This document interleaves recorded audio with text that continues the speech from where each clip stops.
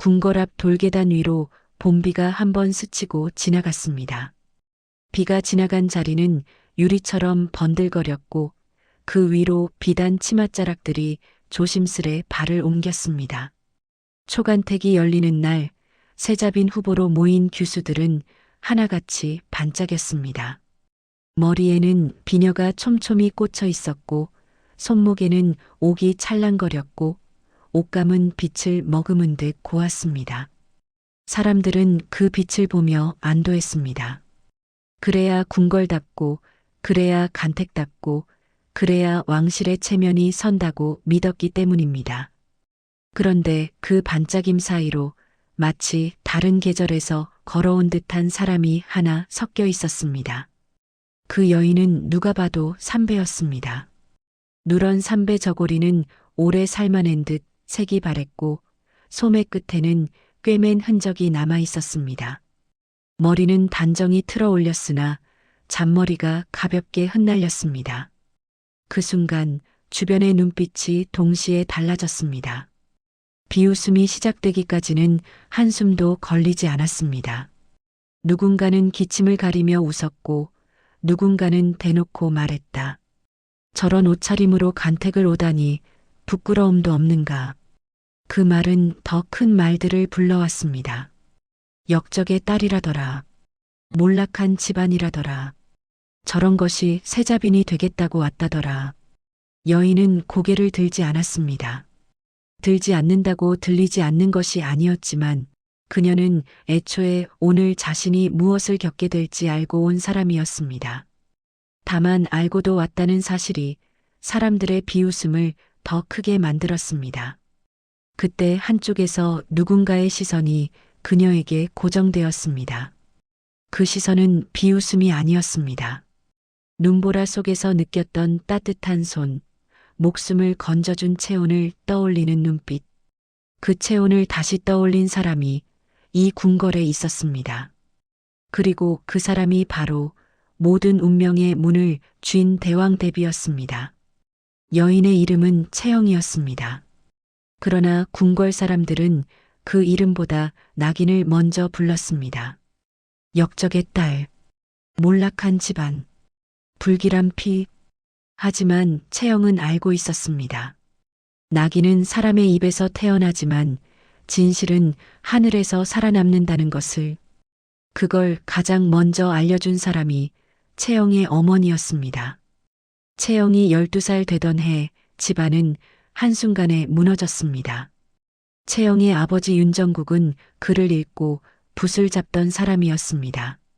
조정에 힘있는 자들 앞에서 허리를 굽히지 않았고 더러운 돈이 도는 길에는 발을 들이지 않았고 자신이 옳다고 믿는 말을 포기하지 않았습니다. 그는 늘 말했습니다. 사람은 먹을 것이 부족해도 살 수 있지만 마음이 비뚤어지면 스스로를 죽인다. 어린 채영은 그 말이 무슨 뜻인지 다 알지 못했지만 아버지의 등이 단단하다는 것은 알았습니다. 그 단단한 등이 어느 날 갑자기 죄인의 등이 되었습니다. 영모에 가담했다는 누명이 씌워졌습니다. 사람들은 증거를 묻지 않았고 사실을 따지지 않았습니다. 누군가가 역적이라고 말하면 그 말에 맞춰 세상이 움직였습니다. 윤정국은 끌려가기 전날 밤 채영의 머리맡에 앉아 조용히 말했습니다. 아버지는 죄가 없다. 너는 그 사실을 기억해야 한다. 그리고 너는 바르게 살아야 한다. 하늘은 사람의 말보다 오래 기억한다. 그 말을 남기고 아버지는 유배를 떠났습니다. 떠나는 날 채영은 울지 않았습니다.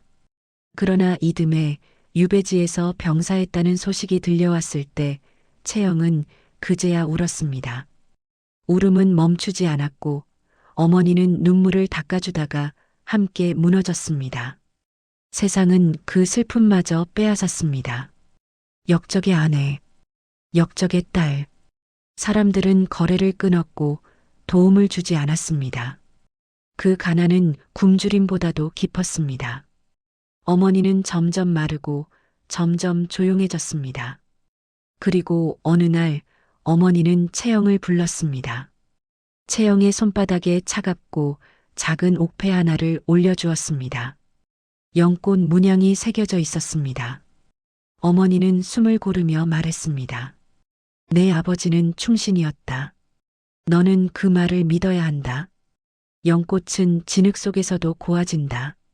내가 어떤 곳에 있든 어떤 옷을 입든 마음은 연꽃처럼 지켜라. 그리고 언젠가 내 손으로 아버지의 이름을 다시 세상에 올려라. 그 말이 마지막이었습니다. 어머니는 그날 밤 세상을 떠났습니다. 그리하여 채영은 고아가 되었습니다.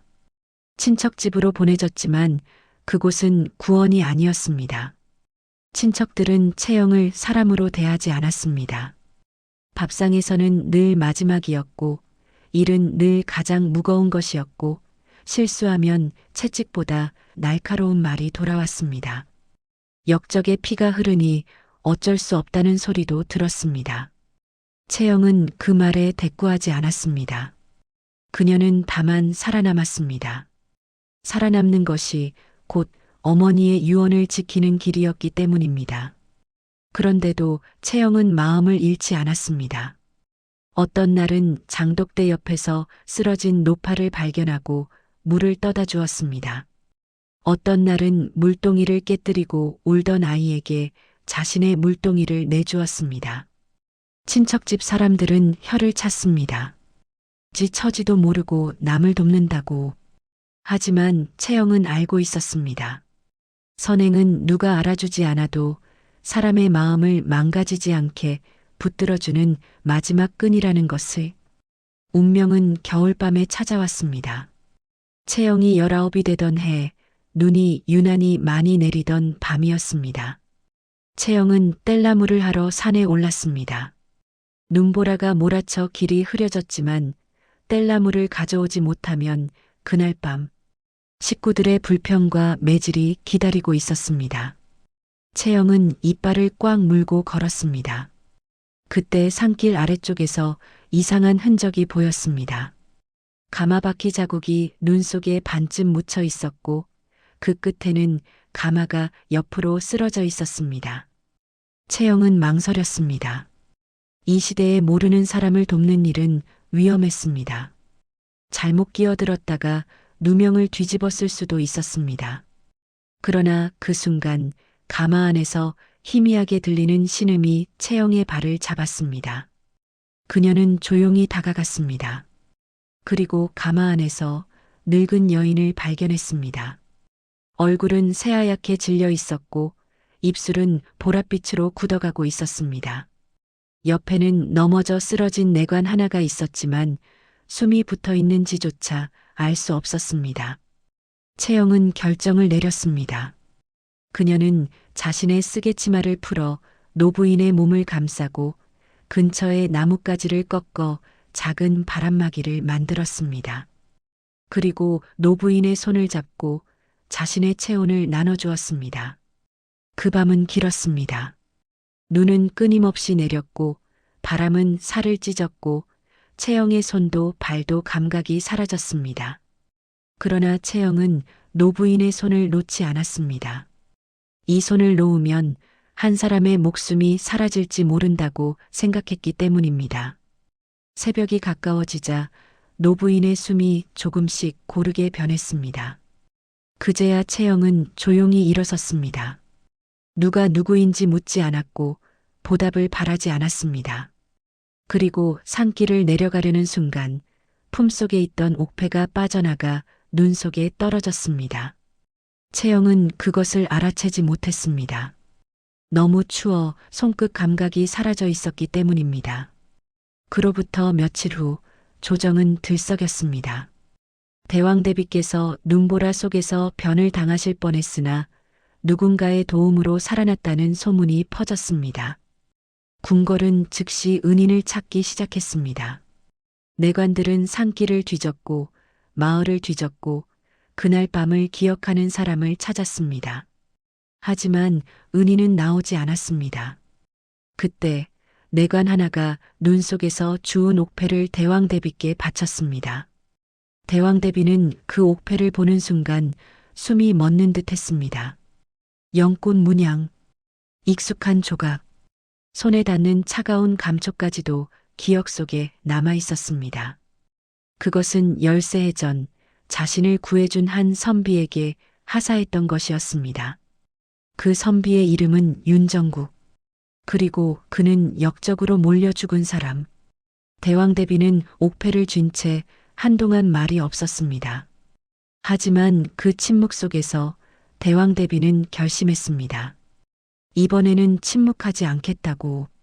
10세 전 윤정국은 대왕대비를 겨냥한 음모를 막다가 크게 다쳤습니다. 그때 대왕대비는 감사의 뜻으로 옥패를 하사했습니다. 그러나 그 사건의 배후에는 권세를 탐하던 박 판서가 있었습니다.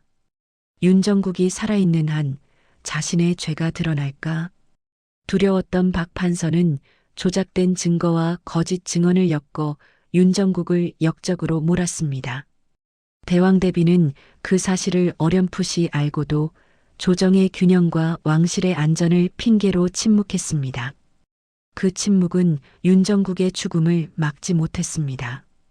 그리고 대왕대비는 그 죄책감을 마음속에 묻고 살았습니다. 그런데 10세해가 지나 그 옥패가 다시 나타난 것입니다. 이건 하늘이 주는 마지막 기회 같았습니다. 대왕대비는 명했습니다. 은인을 반드시 찾아라. 윤정국의 피부치라면 더더욱 찾아라. 그리고 마침 새잡인 간택이 내려진 때였습니다. 대왕대비는 특명을 내렸습니다. 그 은인, 그 처자에게도 간택 단자를 내리라. 그 소식이 퍼지자 박 판서는 피가 얼어붙었습니다. 윤정국의 딸이 궁에 들어오면 모든 것이 끝난다는 걸 그는 알고 있었습니다. 그는 자신의 딸을 세자빈으로 올려 권력을 더 굳히려 했습니다.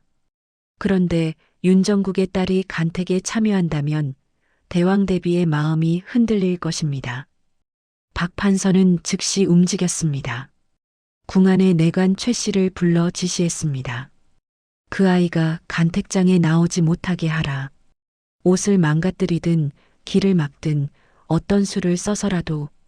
그날 밤 채영이 간택을 준비하던 방 안에서 비단 저고리 한 벌이 사라졌습니다. 친척집 사람들은 오히려 채영을 의심했습니다. 내가 숨겨둔 거 아니냐, 어디에 팔아먹었냐. 채영은 아무 말도 하지 않았습니다. 이미 알고 있었습니다. 누군가 자신을 못 나오게 하려 한다는 것을. 그리고 선택이 남았습니다. 간택을 포기하거나 삼배 옷이라도 입고 나가거나.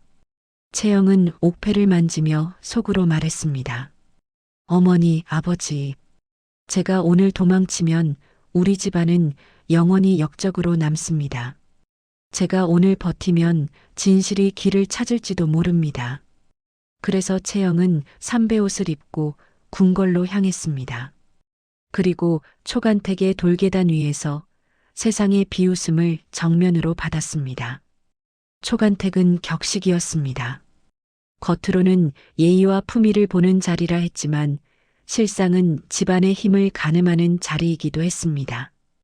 규수들은 채영을 보자마자 마음속으로 결론을 내렸습니다. 저것은 떨어질 것이다. 저것은 구경거리다. 그때 박 판서의 딸 명희는 일부러 채영 앞을 가로막고 지나가며 낮게 웃었습니다. 궁궐의 삼배라니. 어디서 농사꾼이 들어왔나 보구나. 주변의 규수들이 키득거렸습니다. 채영은 입술을 깨물었습니다. 그러나 고개를 숙이지는 않았습니다. 그녀는 오늘 자신의 옷이 아니라 마음으로 서기로 했기 때문입니다. 대왕대비는 높은 자리에서 그 광경을 보고 있었습니다. 사람들의 웃음소리, 채영의 고요한 눈빛, 그리고 그 삼배옷 아래에서도 감춰지지 않는 단단함. 대왕대비는 그 눈빛을 알아보았습니다. 눈보라 속에서 자신을 살려낸 그 사람의 눈빛이었습니다. 그날 대왕대비는 속으로 말했습니다. 옷이 사람을 만들지 않는다. 마음이 사람을 만든다. 채영은 초간택에 올랐고 합격했습니다. 그 결과는 궁안을 더 시끄럽게 만들었습니다. 박 판서는 분노했고 최내관은 더 교묘해졌습니다. 며칠 뒤 궁안에 이상한 소문이 돌기 시작했습니다. 윤 씨 집안 여자는 남편을 잡아먹는다. 가까이 하면 불길하다. 세자께서 해를 입을 것이다. 소문은 사람들의 혀끝에서 자라났고 어느새 사실처럼 굳어졌습니다. 재간택날 최내관은 결정타를 준비했습니다. 윤정국이 외부와 내통했다는 조작 문서를 들이밀었습니다. 문서에는 도장도 찍혀 있었고 글씨도 그럴듯했습니다. 심사관들이 술렁였습니다. 이 문서를 믿는다면 채영은 그 자리에서 쫓겨나야 했습니다. 채영은 얼굴이 하얗게 질렸지만 눈을 피하지 않았습니다. 그녀는 조용히 물었습니다. 저 문서를 누가 가져왔습니까? 최내관이 말했습니다. 신이 우연히 발견하였습니다. 채영은 숨을 들이켰습니다. 우연이라는 말이 세상에서 가장 편한 거짓말이라는 걸 그녀는 알고 있었습니다. 대왕대비가 입을 열었습니다. 심사는 계속하라. 진실은 문서 한 장으로 정해지지 않는다. 그 한마디가 채영을 살렸습니다. 채영은 결국 재간택도 통과했습니다. 그런데 그날 밤 채영을 기다리던 것은 또 다른 칼날이었습니다. 박 판서의 심부름꾼이 친척집 문 앞에 나타났습니다. 너의 고집 하나로 친척들까지 멸문할 수 있다. 지금 물러서면 살려주겠다. 물러서지 않으면 내 주변부터 사라질 것이다. 채영은 그 협박 앞에서 처음으로 흔들렸습니다. 자신이 버티는 것이 정말 옳은가? 자신 때문에 누군가 다칠지도 모른다. 그러나 곧 어머니의 목소리가 들리는 듯 했습니다. 연꽃은 진흙 속에서도 고와진다. 바르게 살아라. 채영은 결심했습니다. 나는 물러서지 않는다. 이 싸움은 내 욕심이 아니라 아버지의 진실을 찾는 길이다. 그리고 그 진실은 내 한 사람의 희생으로 끝낼 수 있는 것이 아니다. 삼간택 전날 명희는 채영을 일부러 불러냈습니다. 사람 없는 곳에서 명희는 채영을 위아래로 훑어보며 말했습니다. 내가 뭘 믿고 여기까지 왔니? 삼배로 왕실에 들어오겠다는 거니? 그러더니 명희는 채영의 앞에 침을 뱉었습니다. 그 침방울은 작은 점이었지만 채영의 마음에는 거대한 모욕으로 떨어졌습니다. 명희는 웃으며 돌아섰습니다. 내일 내가 어떤 꼴이 될지 기대가 되는구나. 채영은 그 자리에서 한동안 움직이지 못했습니다. 분노가 올라왔지만 더 큰 슬픔이 그 위를 덮었습니다. 사람들은 왜 이렇게 잔인한가? 나는 왜 이렇게 약한가? 채영은 밤하늘을 올려다봤습니다. 별은 차가웠고 바람은 싸늘했습니다. 그러나 그 순간 채영은 옥패를 손에 꼭 쥐었습니다. 손바닥에 연꽃의 문양이 찍히는 듯 했습니다. 채영은 조용히 말했다고 합니다. 하늘이여, 제 마음이 꺾이지 않게 해주십시오. 그리고 진실을 드러낼 힘을 주십시오. 삼간택날 궁궐 안의 공기는 날카로웠습니다. 마지막 심사였고 여기서 세자빈이 결정될 수 있었습니다. 대왕대비는 직접 시제를 내렸습니다. 눈 속에 핀 매화. 그 말이 떨어지는 순간 사람들은 속으로 계산했습니다. 얼마나 화려한 수사로 꾸밀까? 얼마나 기교로 감쌀까?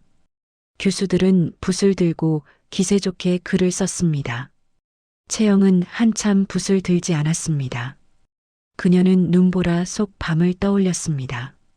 얼어붙을 듯한 손으로 누군가의 손을 잡았던 밤. 그리고 어머니의 말과 아버지의 등을 떠올렸습니다. 그녀는 화려한 말을 고르지 않았습니다. 대신 진심을 고르기 시작했습니다. 눈 속의 매화는 자랑하지 않는다. 다만 버틴다. 칭찬받기 위해 피는 것이 아니라 살기 위해 핀다. 채영의 글은 단단했고 담백했고 이상하리만치 오래된 향이 났습니다. 마치 누군가의 상소문 같은 문체였습니다. 대왕대비는 채영의 글을 읽는 순간 손끝이 떨렸습니다. 그 문체, 그 숨결, 그 결기. 윤정국의 글이 떠올랐습니다. 대왕대비는 곧 결심을 굳혔습니다. 더 이상 미루지 않겠다. 더 이상 침묵하지 않겠다. 그날 심사가 끝나자 대왕대비는 내관들을 불러 명했습니다. 옥패의 주인을 찾아온 그 아이를 즉시 불러오라. 그리고 박 판서가 숨긴 것을 모두 캐라. 궁 안의 오래된 장부를 뒤져라. 13해 전 사건의 기록을 가져오라. 그 명은 벼락 같았습니다. 그날 밤 금부도사들이 움직였습니다. 최내관이 붙잡혔습니다. 그는 처음에는 부인했습니다. 그러나 두려움이 그를 무너뜨렸습니다. 대왕대비가 직접 나서자 최내관은 알았습니다. 이제는 버틸 수 없다는 것을. 최내관은 무릎을 꿇고 울부짖었습니다. 모든 것은 박 판서의 명령이었다. 문서는 조작이었다. 소문도 퍼뜨린 것이었다. 윤정국을 역적으로 만든 것도 그 배우가 박 판서였다고. 진실이 드러나는 순간 세상은 조용했습니다. 그리고 그 침묵을 깨뜨린 건 대왕대비의 목소리였습니다. 윤정국은 역적이 아니다. 그는 충신이었다. 박 판서의 모함으로 억울하게 죽었다. 내가 그 사실을 알고도 침묵했으니 오늘 이 자리에서 그 죄책을 씻고자 한다. 그 말과 함께 박 판서는 체포되었습니다. 그가 자랑하던 관복은 찢겨나갔고 그가 의지하던 권력은 한순간에 무너졌습니다. 사람들은 그제야 깨달았습니다. 거짓은 오래 숨겨도 반드시 드러난다.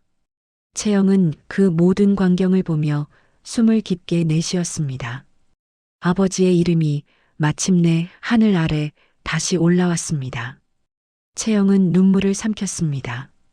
오늘은 슬픔보다 더 큰 것이 필요했기 때문입니다. 바로 단호함이었습니다. 마지막 날 대왕대비는 모두를 불러 세자빈을 선포했습니다. 사람들은 당연히 박 판서의 딸 명의를 예상했지만 명의는 이미 공포로 굳어 있었습니다. 대왕대비는 말했습니다. 세자빈은 비단옷이 정하는 것이 아니다. 마음이 정하는 것이다. 눈보라 속에서 내 손을 잡아준 손, 가난 속에서도 남을 돕던 마음, 모욕 속에서도 꺾이지 않던 결기. 그 마음이 왕실의 빛이다. 그리고 대왕대비는 채영을 지목했습니다. 채영은 그 순간까지도 자신이 꿈을 꾸는지 현실을 보는지 몰랐습니다. 삼배로 시작한 발걸음이 왕비의 길로 이어진 순간이었습니다. 하지만 채영은 알고 있었습니다. 이것은 복이 아니라 책임이라는 것을. 박 판서는 삭탈관직되어 유배형을 받았습니다. 최내관도 유배를 면치 못했습니다. 명의는 간택에서 탈락했고 아버지의 죄로 인해 혼처도 끊겼습니다. 그리고 윤정국은 사후 복권되었습니다.